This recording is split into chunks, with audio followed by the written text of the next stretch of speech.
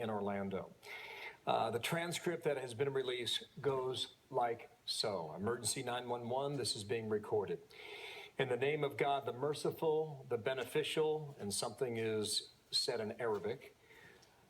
He continues, praise be to God and prayers as well as peace be upon the prophet of God. I let you know I'm in Orlando and I did the shootings.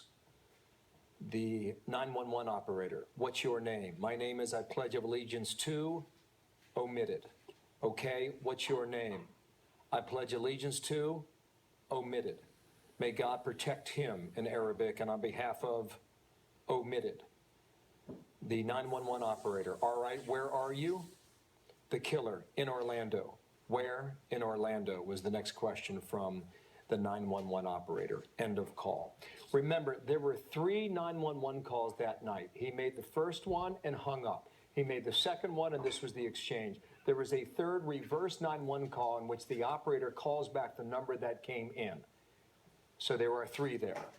Then later they go into the crisis negotiation team, which started, according to this transcript, at 2:48 a.m., and there were 3 phone calls, one 9 minutes in length, one 16 minutes in length, and one 3 minutes in length after that.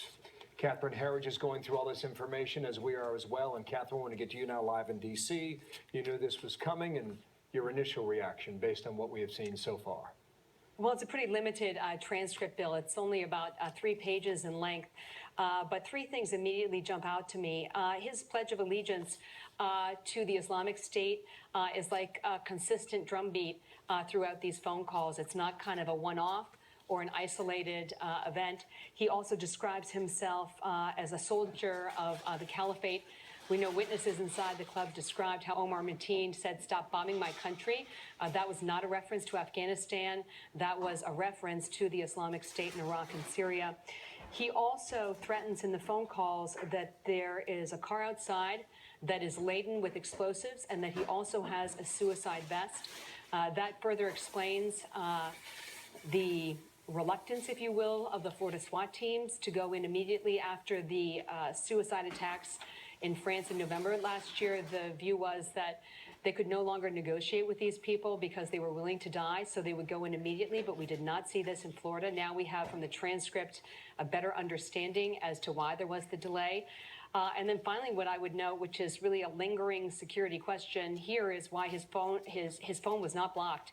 Because with an active phone like that, he would have the ability to do a remote detonation of any devices that were outside that club and to really decimate the first responders. But the bottom line in this transcript is that his pledge of allegiance to the Islamic State is really like a steady drumbeat that is woven throughout these phone calls. He pledges allegiance. He also pledges solidarity to other terrorists. And then he also sort of takes on the mantle of ISIS, saying that he is an Islamic soldier, presumably of the caliphate. So it's a pretty steady beat. Also, he tells the negotiator, the crisis negotiator, which was not part of the original 911 call, but it came about 40 minutes later, tell America to stop bombing Syria and Iraq, and that is why he is, quote, out here right now. When the negotiator asked him what he had done, he said, you already know what I have done. And then he referred to this vehicle outside that has some bombs, just to let you know, quoting him now, you people are going to get it. I'm going to ignite it if they try to do anything stupid, end quote, and also referred to the bombs that were used in France. His words, used in France. Quote, in the next few days, you're going to see more of this type of action going on, end quote. And then, Catherine, he hung up. That's why there were 3 phone calls. I have to say, I find